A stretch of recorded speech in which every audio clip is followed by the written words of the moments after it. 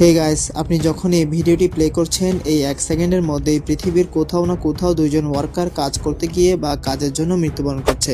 এক এস্টিমেট অনুযায়ী প্রতি বছর 6,50,000 ওয়ার্কার কাজ করতে গিয়ে বা কাজের জন্য অসুস্থ হয়ে মৃত্যুর মুখে পতিত হয়। বন্ধুরা, আজ আমরা এমন কিছু জব বা চাকরি সম্পর্কে জানবো যেগুলো এই যাবৎকালের সবচেয়ে ভয়ঙ্কর জব হিসেবে বিবেচিত হয়। তাই অবশ্যই ভিডিওটি শেষ পর্যন্ত দেখার অনুরোধ রইল। 1946-এ যখন আমাদের পার্শ্ববর্তী দেশ ইন্ডিয়া ব্রিটিশদের থেকে স্বাধীনতা লাভ করে, তখন দেশটিকে তাদের ডিমান্ড পূরণ করার জন্য লবণ বাহির থেকে ইম্পোর্ট করতে হতো। তবে বর্তমানে ইন্ডিয়া লবণ উৎপাদনে উন্নতি করে বিশ্বের 3য় স্থানে অবস্থান করছে। তারা এখন নিজেদের চাহিদা মেটানোর পাশাপাশি পুরো বিশ্বে লবণ এক্সপোর্ট করে থাকে। ইন্ডিয়াতে বেশিরভাগ সল্ট প্রোডাকশন গুজরাট থেকে হয়।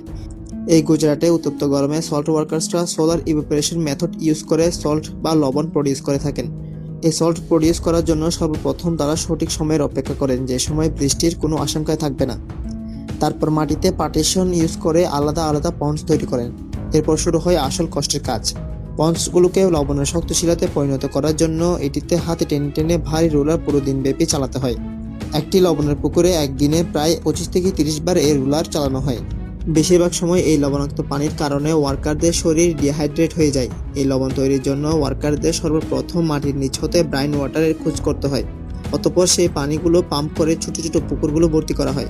ব্রাইন ওয়াটার মূলত বিষাক্ত অ্যাসিডযুক্ত লবণাক্ত পানি। এই ব্রাউন ওয়াটার ইভাপোরেট হতে প্রায় কয়েক মাস লেগে যায়। এর ভেতর উত্তপ্ত গরম আবহাওয়ায় ওয়ার্কারদের পুরো দিনব্যাপী কাজ করতে হয়, যার ফলে তাদের শরীর শুধু ডিহাইড্রেট হয় না, সাথে এই অ্যাসিডযুক্ত লবণ পানিতে কাজ করার ফলে তাদের স্কিন নষ্ট হয়ে যায়। এই লবণ তৈরির কাজে যুক্ত ওয়ার্কারদের কিছু দিনের মধ্যেই দৃষ্টিশক্তি কমে যায়, কারণ সাদা লবণের উপর সূর্য রশ্মি পড়ার পর তা সরাসরি রিফ্লেক্ট হয়, যা ওয়ার্কারদের চোখের উপর ভারী ইমপ্যাক্ট ফেলে। এত কষ্টকর কাজ হওয়া সত্ত্বেও প্রতি কেজি লবণ মাত্র 30 টাকা করে বিক্রি হয়। জব নম্বর 5, সালফারের বিনিয়োগ প্রতিদিন প্রায় $6 বিলিয়ন হয়ে থাকে। তবে নিজেদের জীবন বাজিতে রেখে যে ওয়ার্কার্সরা এটির মাইনিং করেন তারা দিন প্রতি মাত্র $7 করে পান।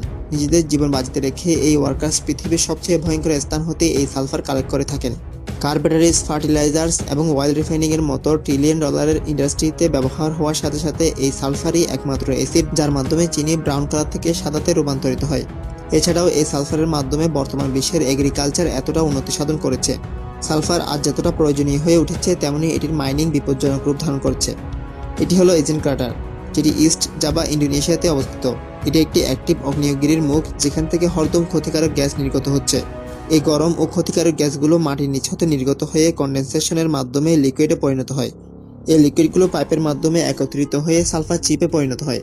ওয়ার্কারদের এই বিষাক্ত গ্যাসের মধ্যে গিয়ে এই সালফার চিপগুলো সংগ্রহ করে আনতে হয়। প্রত্যেকজন ওয়ার্কার প্রতিদিন 200 কেজি সালফার কাঁধে বহন করে খাড়া পাহাড় আরোহণ করে এবং গ্রাম থেকে শহরে গিয়ে তা বিক্রি করেন, যার মাধ্যমে তারা প্রতিদিন 75 থেকে 1 লক্ষ ইন্দোনেশিয়ান টাকা ইনকাম করে থাকেন, যা আসলে মাত্র $7। এক রিসার্চ অনুযায়ী এই বিষাক্ত গ্যাসে কাজ করার ধরুন এই ওয়ার্কারদের আয়ু কমে আসে, যা এভারেজ 50 বছরের বেশি হয় না। পরিবারের দিকে তাকিয়ে এই ওয়ার্কাররা নিজেদের জীবন বিপন্ন করে ফেলে। এর কারণে সালফার, বা যেটিকে ডেভিলস গোল্ডও বলা হয়, এটিকে অ্যাক্টিভ ভলকেনো থেকে সংগ্রহ করা জবকে সবচেয়ে বিপজ্জনক কাজ হিসেবে ধরা হয়। জব নম্বর 4, ওয়েল্ডার্সদের ওয়েল্ডিং করার সময় হিট, ফায়ারবল, এক্সপ্লোশনস থেকে নিরাপদ থাকতে হয়।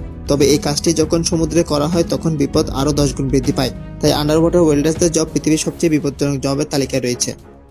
এই সেক্টরে কাজ করা এমপ্লয়ীদের আন্ডার ওয়াটার পাইপলাইন্স, শিপস, ড্যামস এবং ব্রিজের রিপেয়ারের জন্য পানির মধ্যে গিয়ে ওয়েল্ডিং করতে হয়। আন্ডার ওয়াটার ওয়েল্ডিংয়ে এক্সপ্লোশনস এবং শর্ট সার্কিটের আশঙ্কা অনেক বেশি থাকে। ডিজিজ কন্ট্রোল ডিপার্টমেন্টের মতে আন্ডার ওয়াটার ওয়েল্ডার্সদের কর্মক্ষেত্রে মৃত্যুর রেশিও সারফেস ওয়েল্ডারদের থেকে 40% বেশি। এত শত বিপদের মধ্যে যদি জাহাজ বা পাইপলাইনের লিকেজ দেখা দেয়, পুরো সমুদ্রে ফিল ছড়িয়ে পড়ার মতো বড় বিপদেরও আশঙ্কা রয়েছে।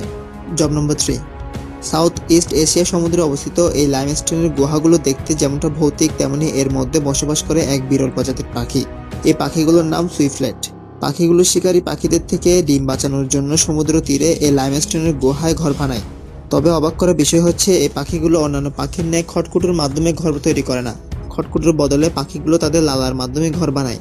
তাদের এই লালা দিয়ে তৈরি ঘরগুলোর পুরো সাউথ ইস্ট এশিয়া জুড়ে ব্যাপক ডিমান্ড রয়েছে, কারণ এই ঘরগুলো দিয়ে এক প্রকার খাবার স্যুপ বানানো হয়, যা মানব শরীরের জন্য বেশ উপকারী। যে ওয়ার্কার্সরা এই ঘরগুলো তালাশ করে তাদের বুশিয়েডার্স বলে। সমুদ্র তীরের বড় বড় ঢেউকে অপেক্ষা করে গুহাগুলোতে পৌঁছাতে হয়। অতঃপর খালি হাত ও পায়ের সাহায্যে এই দুর্গম পাহাড় বেয়ে উঠতে হয়, যা অত্যন্ত বিপজ্জনক। কোনো রকম সেফটি ইকুইপমেন্ট ইউজ না করে নিজেদের জীবন বাজিতে রেখে ওয়ার্কারগুলো এই সুইফলেট নেস্টগুলো সংগ্রহ করে। এই খাড়া পাহাড়গুলোতে ওঠানামা করার সময় যদি ভুলও পা ফসকে যায় বা কোনো পাথর সরে যায় তবে বাঁচার কোনো সম্ভাবনাই নেই। সুইফলেট তাদের ঘরগুলো নিরাপত্তার জন্য একেবারে অন্ধকারে এবং পাহাড়ের সবচেয়ে উপরের কোণায় বানায়। বাসাগুলো খুঁজে পেলে বুশিডোস খুব সতর্কতার সাথে ঘরগুলো ভেঙে নেয় যাতে করে পাখির ডিম সুরক্ষিত থাকে। এই সুইফলেট পাখির নেস্টগুলো প্রতি কেজির মূল্য $2500। এই বাসাগুলোর প্রতিটির ওজন 13 থেকে 15 গ্রাম হয়ে থাকে, যেগুলো এই ওয়ার্কাররা $35 করে বিক্রি করেন। এমনি করে প্রতি 2 দিনের একটি ট্যুরে এভারেজ 5 থেকে 10টি পাখির বাসা পাওয়া যায়। জব নম্বর 2, বুল রাইডিং আমেরিকা আর অস্ট্রেলিয়াতে একটি ফেমাস এবং দিন বা দিন জনপ্রিয় হওয়া একটি গেম। তেমনি এই গেম মানুষের জীবন ক্ষতিগ্রস্ত করা সবচেয়ে ভয়ঙ্কর গেম। একটি এস্টিমেট অনুযায়ী প্রতি 1000 জন রাইডারদের মধ্যে 32 জন রাইডার তাদের জীবন বিপন্ন করে থাকেন এবং অগণিত রাইডার প্রতিদিন আহত হয়ে থাকেন। এই খেলায় প্রত্যেক প্রফেশনাল রাইডার তাদের পায়ে, বুকে এবং মাথায় গভীরভাবে আহত হন।